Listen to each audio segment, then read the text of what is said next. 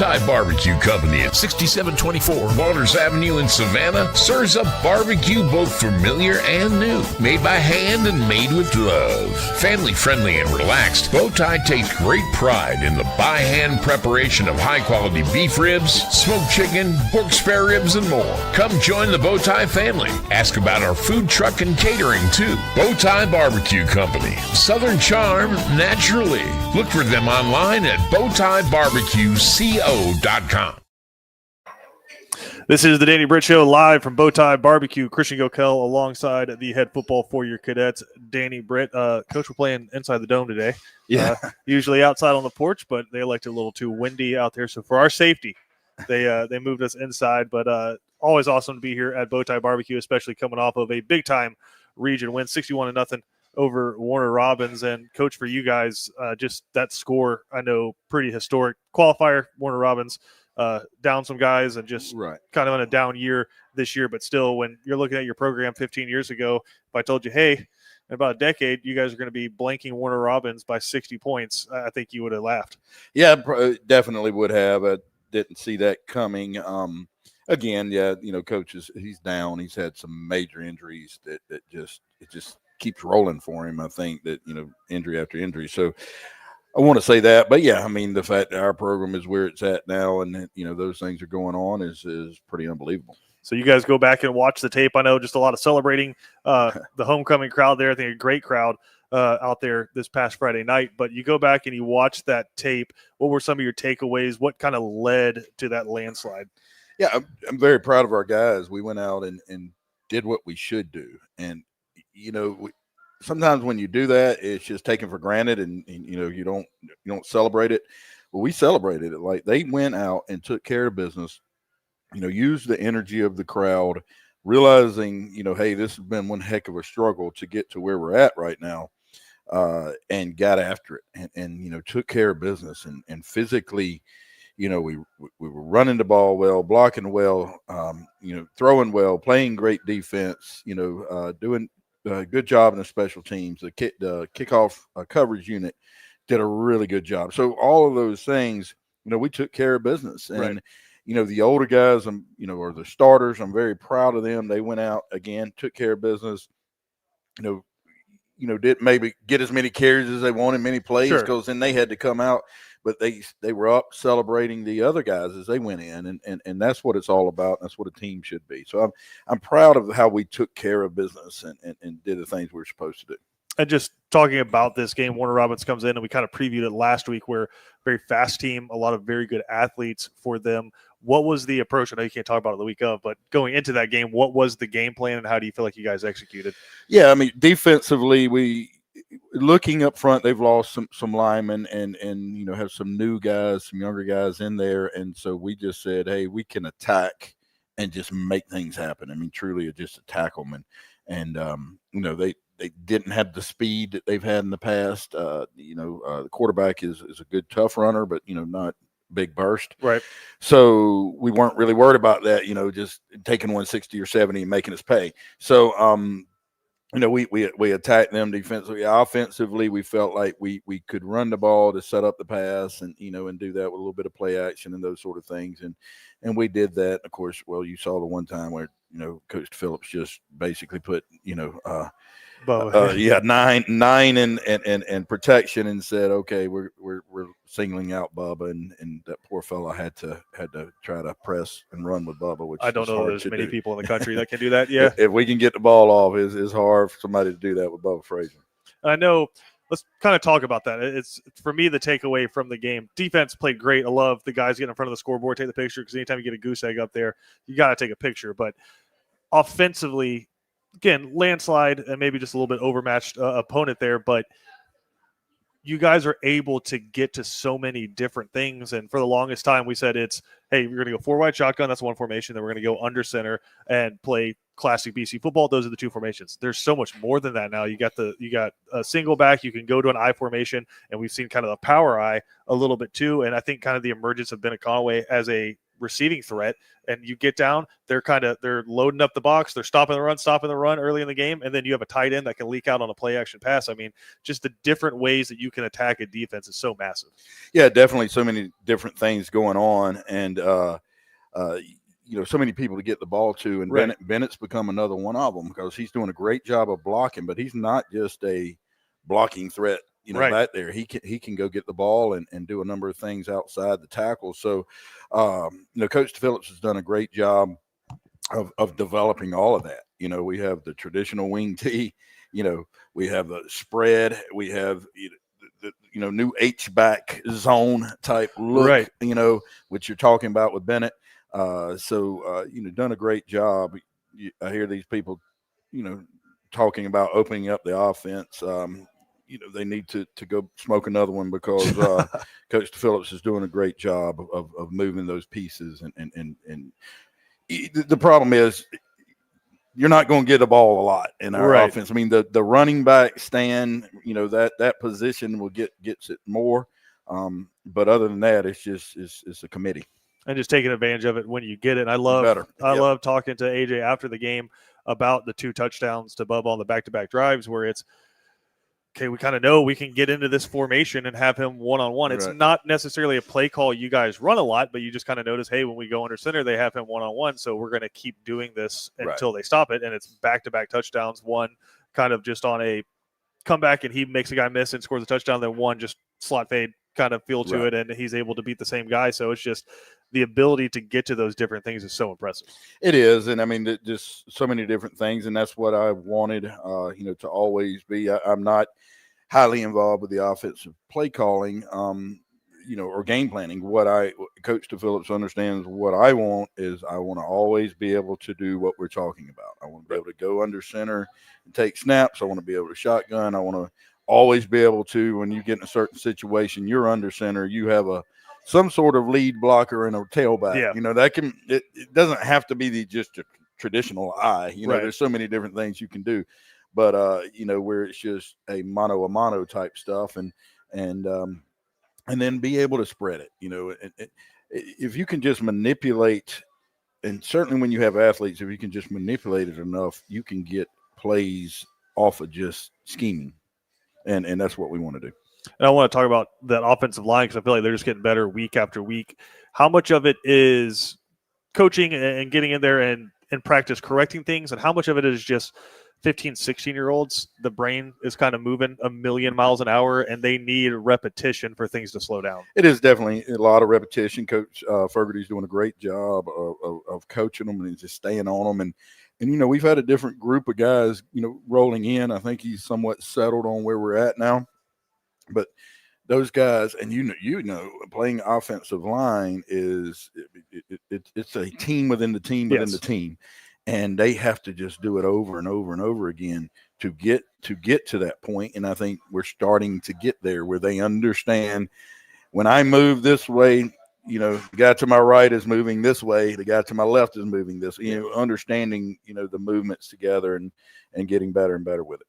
And it's maybe the most complicated thing in football just because you're supposed to double team and then they bring a linebacker on a delayed blitz and you're supposed to come off of your work and get back to the linebacker. And again, when you're watching college or watching the NFL, you're like, okay, these guys are 18, 19, 20 into their late 20s. You're like, you should seen enough. You should understand this. But when, again, you're 15, 16-year-old, and it's the first time you're seeing a zone blitz like that, it's easy for us to sit in the stands and be like, they blew it. But, I mean, it's so complicated what those guys have to do. Also, at the same time, hitting 300-pound people. Yeah, that's also the other thing is they're having to move well and, in coordination with each other and then, hit other people who are really good too, and then I'll be able to read all that and it's constantly moving. So it's certainly not, I love it when, people sitting in the stands, block somebody, okay. All right, there you go. Run faster, catch it. But anyway, I'm really proud of the progression they've made and continue to work hard and Coach Fogarty continues to stay on them and they're doing a great job. Kind of in that same mindset, we just talked about the ability to get to the different things when the defense presents you with different kind of attacks. How much of that are you able to do because you have a senior quarterback like Stephen Cannon? Yeah, definitely a lot. He understands, now what he's doing. again, still hasn't played a ton of football, Right. At varsity level because of his injury last year. But certainly understands it and is able to move different people and different things. And Coach Phillips spends a lot of time with him and talking to him and helping him understand that. And a lot of what we're doing are RPOs and reads that he's making, and because I hear Coach Phillips, all right, where they're at now, he should take the bubble and and then maybe he pulls it and runs it, and he said, okay, that was a good call too. So there's a lot of different things they're making, and he seems to be making good decisions. And again, I'll tell you what, and I'm sorry, no, you're good. But another thing he's doing really, really well. You've mentioned it several times, is pulling it down, stepping up, and just going. Yeah. And no in between, and he's so athletic. You saw what he did last week. He had 50 something yards in the first half just by accelerating and running. Yeah, just again, anytime he's out there, him or Bubba, you kind of interchangeable for the best athlete on the field at any given time. So a lot for a defense staff to deal with. And then talking about the defensive performance, I thought it really started up front, but I thought maybe the best game from the linebackers that we've seen. There's a couple of times where maybe you fill a hole, and that's just that midline that they were running is what it's designed to do. Right. But a couple of times you missed that, but really outside of that, I thought filled the holes that they were supposed to fill, and maybe their best tackling game of the season. They did a good job. I mean, all the way down to, I don't know if Rasheem Jackson, who came in he was a little striking later, people, oh my gosh, and was running. And I mean, he's such a good player. He's really a 1B starter. Right. You know what I mean? He's not, it's just, unfortunately there's two spots there, and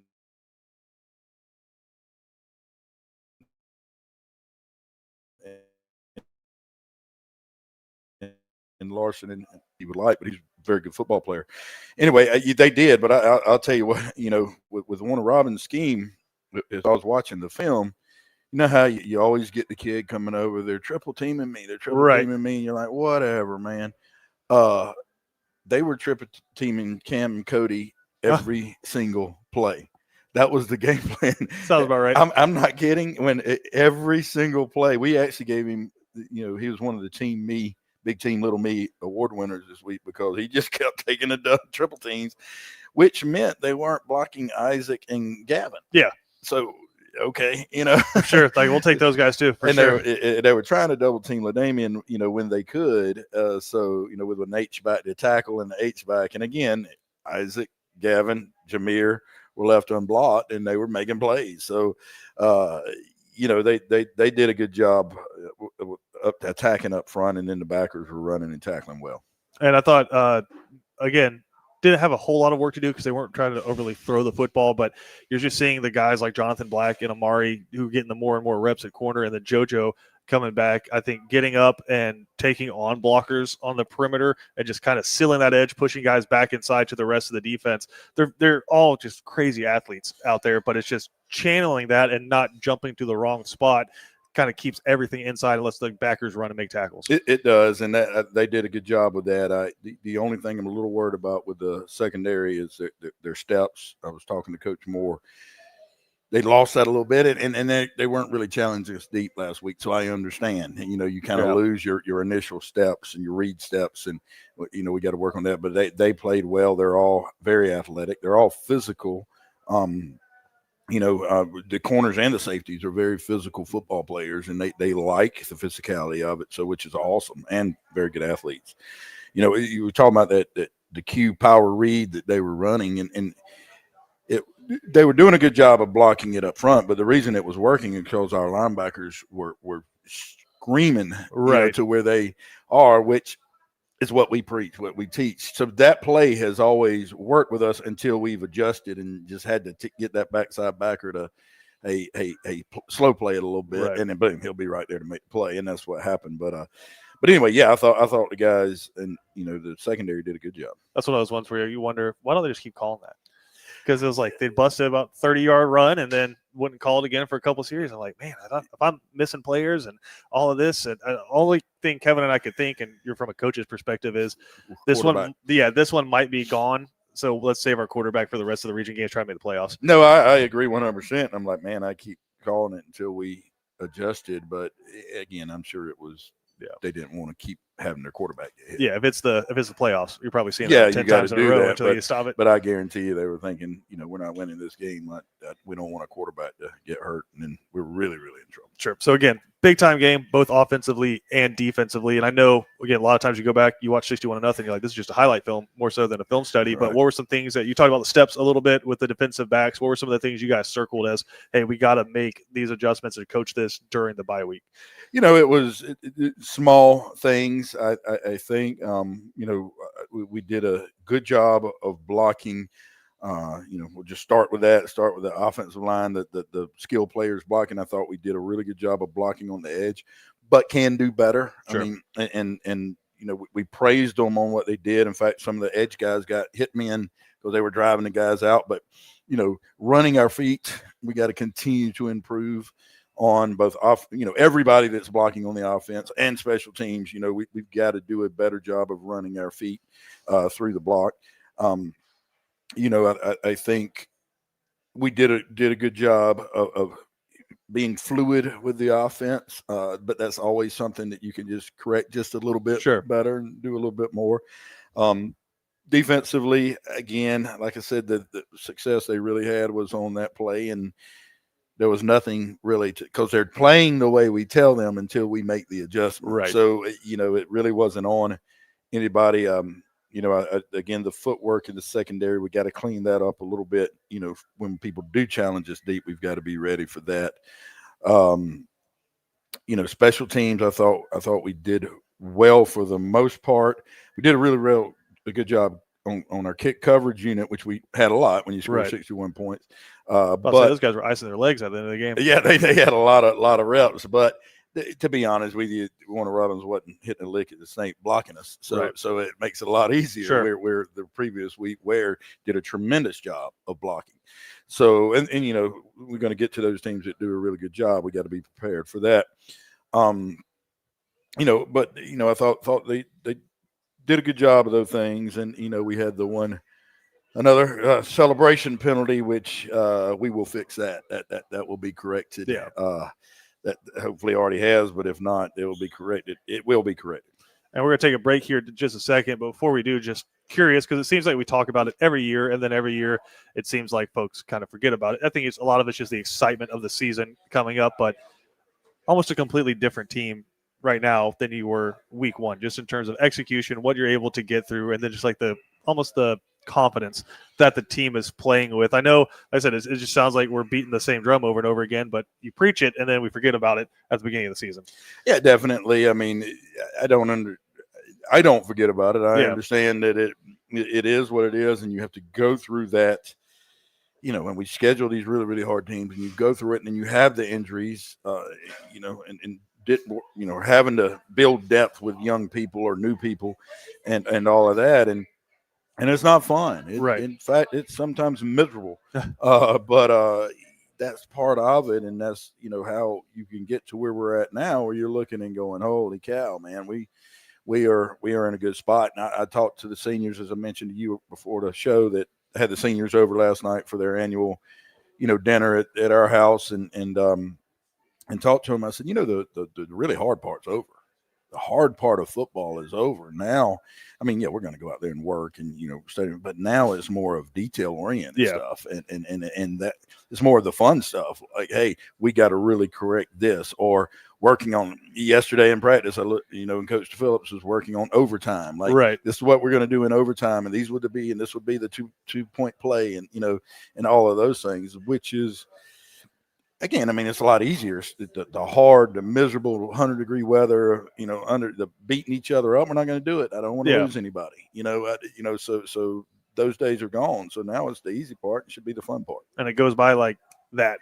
Goes by in a flash. I tell them over and over again, not to, quoting the Friday Night Lights movie, but, forever is now. And now is nothing forever. but babies and memories. That's it. That's it. But again, you talked about it. They don't have 2 days anymore. I don't think anybody at any level does that anymore. But like you said, you go through this just dying in the summer and leading up to, and then fall camp is just brutal because you're trying to get your body ready to go hit other people. And then once you get into the season, it's you have a schedule, and it's just you're going to work every day, and it's quick, and you're going to practice and cool Thursday walkthroughs, and Friday we got a game. And it just starts ripping off like that, and then it's just about staying healthy and fixing the little things that you can fix. But like I said, it seems like the team, you start the season, the wheels are wobbling a little bit, and you make the adjustments, and now it feels like things are starting to run a little bit smoother. Always can run a little bit smoother, but feels a whole lot smoother than it did against Colquitt for sure. And going back to that game, they've had a pretty okay season so far. Just beat Valdosta.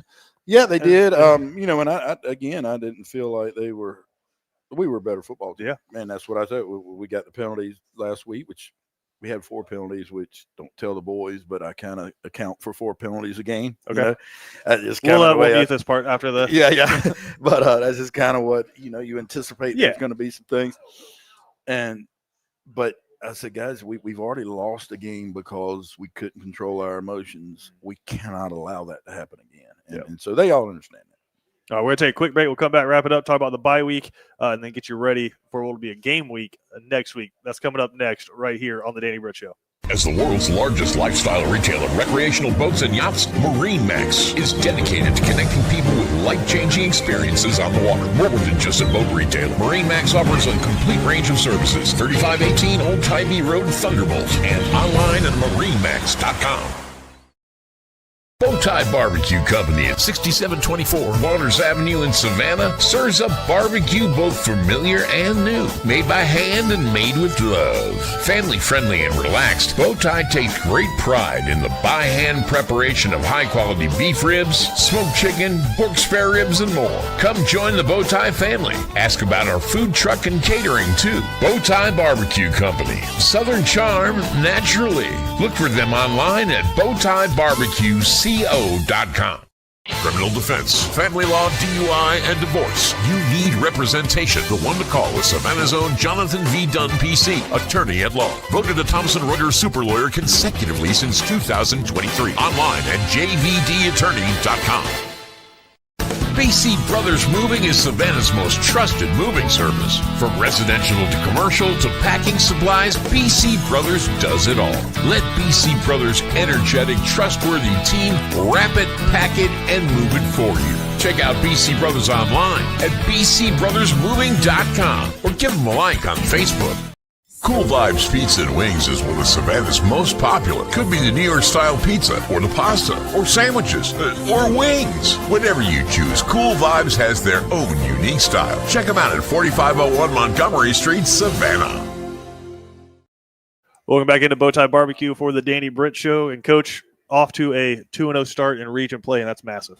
We are off to a good start in the region, but we still have a long way to go. Whether or not you're off to a good start with your retirement planning, Abel's Iron On Moore & Associates can help.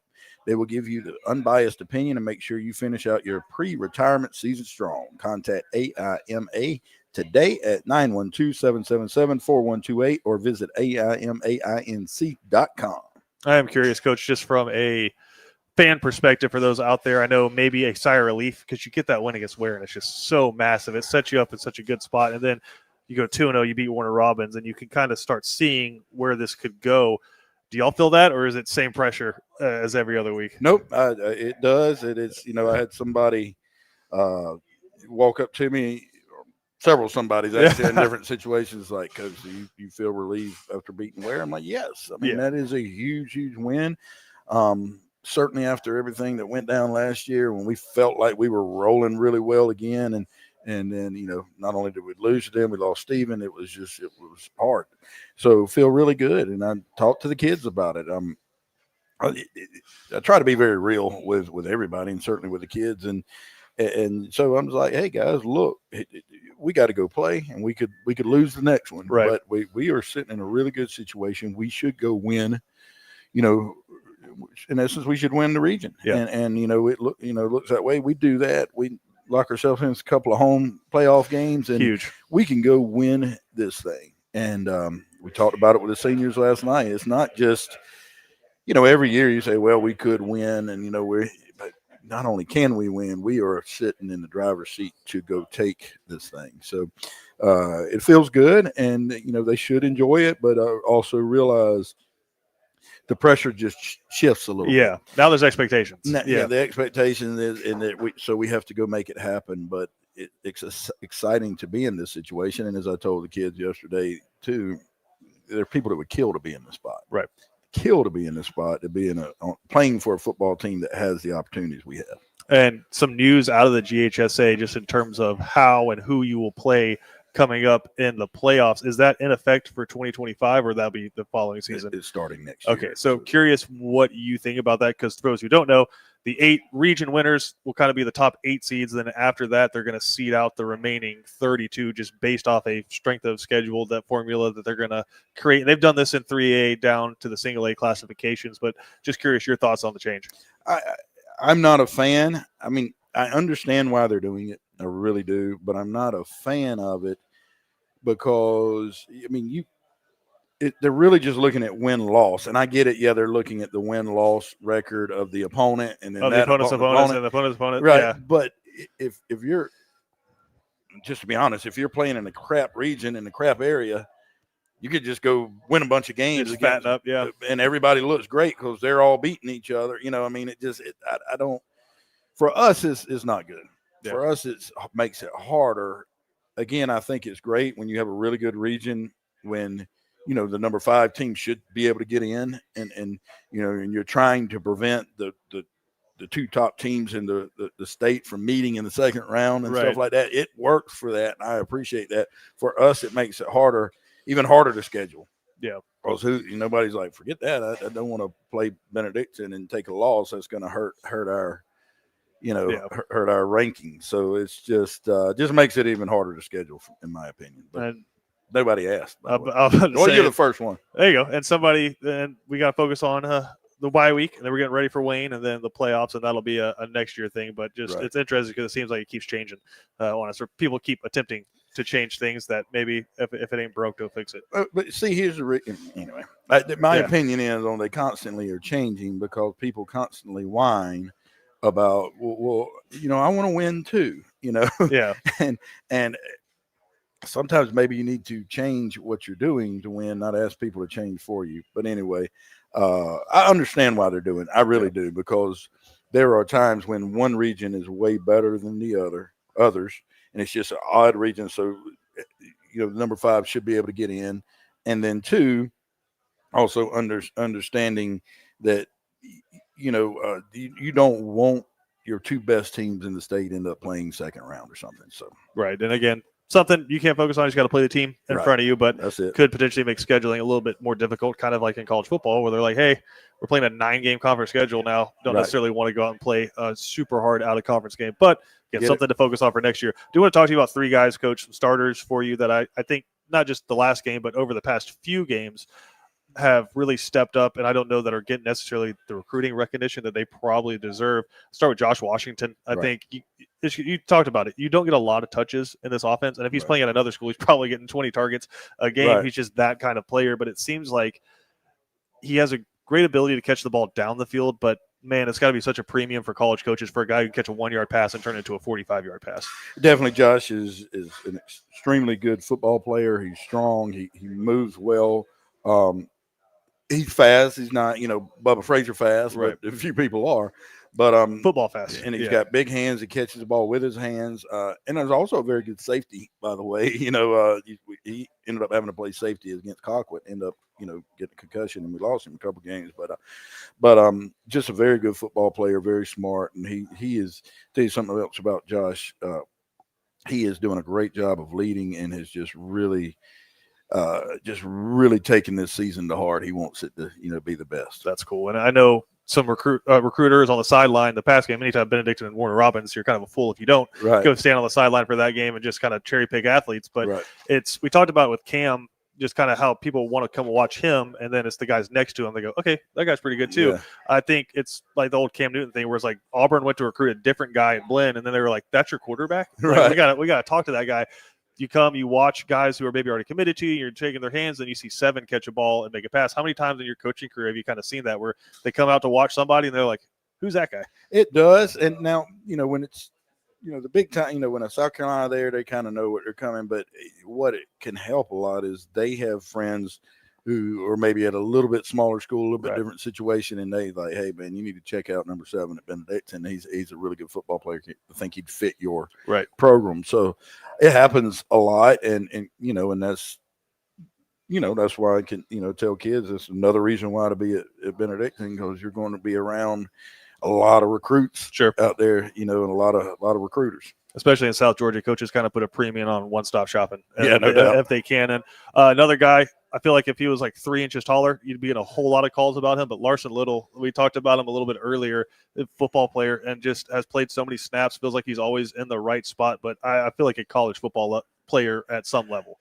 He is most definitely a college football player. The problem is with the transfer portal, the FCS schools, those type of schools, I think he'd be a tremendous fit at, aren't really recruiting high school, or they're doing it very locally or something. It's just hard. And he is definitely a college player. He's also got a 4.5 GPA. He's the president of our student body, and his dad's yoked. So yeah, so he is a very, very good football player that certainly deserves recruiting. I think when it comes to it at the end, he's going to get some opportunities. To do that. Those guys are just a little bit slower moving because of the transfer portal and sheer numbers. Feels kind of like a Wilkes Albert, where it's just like, I could wait on it, or I just go to Georgia and have a really awesome time. Yeah, and he can do a lot of different things. It's very frustrating because I mean he could definitely do it if he just had 3 more inches, like you said, and he can't change that. I mean, what's he going to do? You can't force yourself to grow, right? So it is what it is. But he's such a good player. And, Coach, I know we got to wrap it up. The last guy I want to talk about, I thought maybe the coolest moment of this past game was JoJo Sutton picking up the backwards pass and taking that in. Just it hasn't been the start of the season necessarily that he wanted it to, but it's just those are the little moments. I feel like there's a whole lot of games that you've coached, but when you think back on a season, those are the kind of moments you remember. Definitely, and he's grown so much, and he took his punishment at the beginning of the year and handled it like a man, and took his time and quietly – has done what he's supposed to do, got back on the field and made every moment count. And, just super proud of him and, his growth and what he's doing. And he's a good football player. And I think I saw where he got another offer last night, out of school. So he's going to have his opportunities, and super proud of what he's been doing. Again, big 61-0 win over Warner Robins. Got a bye week this week, then getting ready for Wayne County coming to the stadium there in Memorial, and then getting ready for that last little push on the road against Perry. Before we let you out of here, what's the focus this week before y'all flip it over to Wayne? I think it was just on us as a whole and kind of bonding together and realizing where we're at. I wanted them to realize where we're at and what we're doing. Of course, we went out and we worked on specific things, detail-oriented things that hopefully we'll get better at. But, we've got our final sub-varsity game today at 5 o'clock versus Glen Academy. Our freshmen are playing their freshmen, and then we'll move on. We got Wayne County next week. We're in a pretty good place and want to, enjoy that. Well, Coach, we appreciate you taking the time this week. We're excited to get back at it. I know you guys are very familiar with executing bye weeks, so we're excited to get back at it for game week next week against Wayne. We appreciate it. Thank you. Go Cadets.